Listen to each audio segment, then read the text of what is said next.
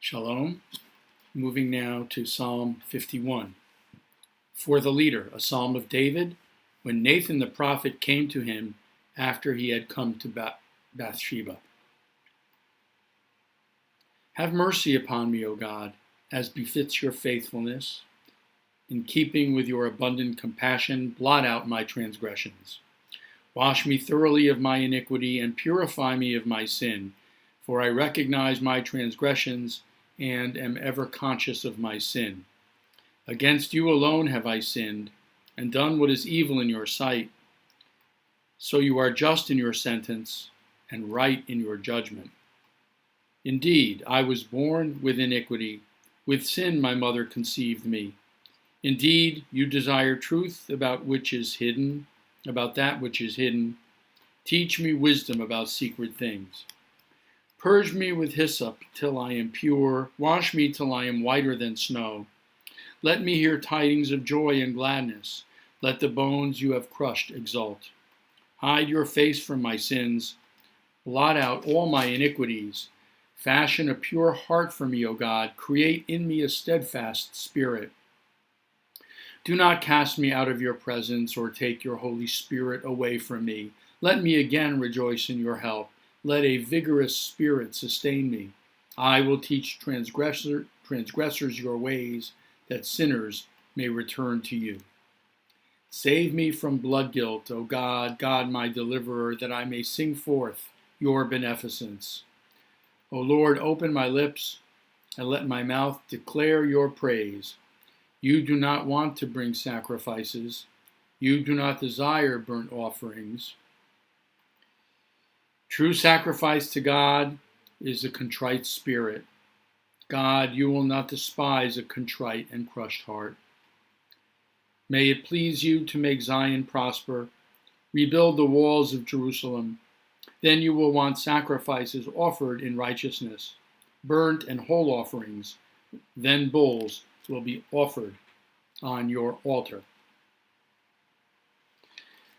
The psalmist imagines that he is King David, and I say imagines he is King David because obviously this psalm was not written by David, even though traditionally the psalms are attributed to him. But we know that it was not written by David, and of course one key piece of that evidence lies in the last two verses. May it please you to make Zion prosper, rebuild the walls of Jerusalem, and so on. Obviously, this was written by somebody who lived a long time after King David, because Jerusalem was essentially built by King David as God's city, as the capital city of the land of Israel. And the psalmist is writing from a perspective of a Jerusalem that has been overrun and destroyed. The psalmist expresses a hope for Jerusalem rebuilt. Obviously, this cannot be David.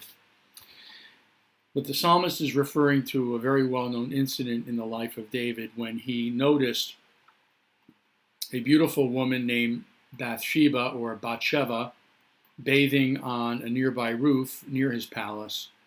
He brought her into his palace, had relations with her, and impregnated her, and proceeded to send her husband. Oh, I forgot to mention that very important point. She was married, and he essentially sent her husband, Uriah the Hittite, to the front lines in the wars against the Philistines so that he would be killed.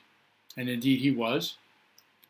Bathsheba would become a free woman. David would marry her, and eventually she would give birth to King Solomon, who would be King David's successor and the builder of the temple. And the psalmist talks about a Jerusalem rebuilt, where the temple also will be rebuilt, and sacrifices will be offered in righteousness. The psalmist envisions a messianic age when the hearts of people have been turned towards God, and where the fundamental nature of human beings has been transformed. And so when they offer sacrifices during the Messianic times, the sacrifices will be offered out of a pure and true intention of righteousness. But meanwhile, the psalmist takes a very dark view of human nature. He imagines that he, like David, is guilty of severe sins and iniquities, and he prays to God to blot out his transgressions. One of the good things about King David was that he was able, unlike many other politicians that we know of, he was able to admit his mistakes and his errors. And he was able to be conscious and aware of his imperfections so that he could do better. When he was confronted by Nathan the prophet after the death of Uriah the Hittite, Nathan accused him of committing a grievous sin, and David immediately became repentant and contrite. He immediately realized the wrong that he had done, and his heart turned towards good.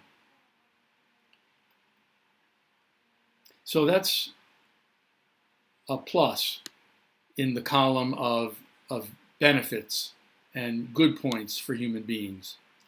The negatives, according to the psalmist, have to do with the base evil of human nature. He says that man's nature is sinful.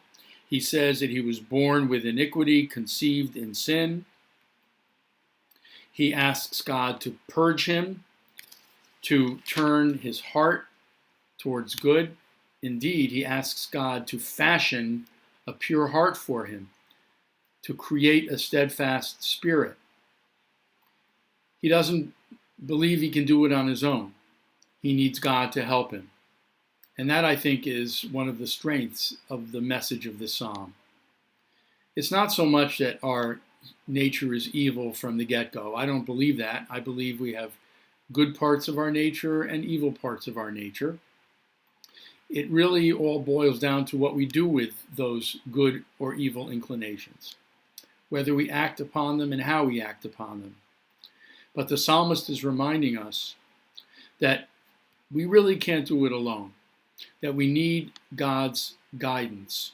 We need the strength and faith that we can find in God to point us on the right path and then to sustain us and keep us on that right path.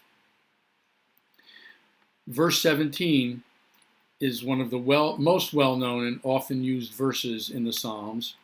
Adonai sfatai tiftach ufi yagid hilatecha.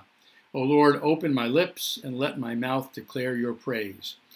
This verse is the opening verse of the Amidah, the standing prayer that we recite 3 times a day.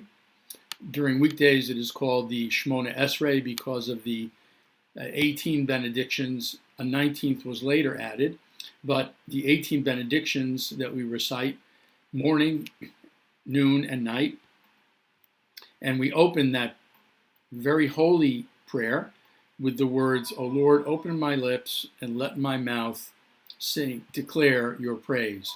There's a sense that left on my own, I'm not going to be able to do all of this. I need God to open my lips. I need God to help me declare his praise. I need God to help me just to show up. On the other hand, I'm the one that has to show up. If I don't show up, then God isn't going to be there to help me show up and to help me declare God's praise and to help me offer prayers of supplication and thanksgiving.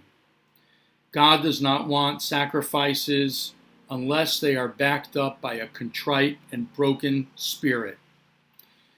I know that I have faults. I know that I can and must try to do better and lead a better life.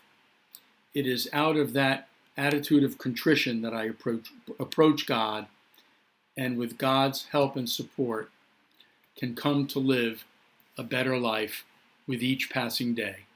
Thank you.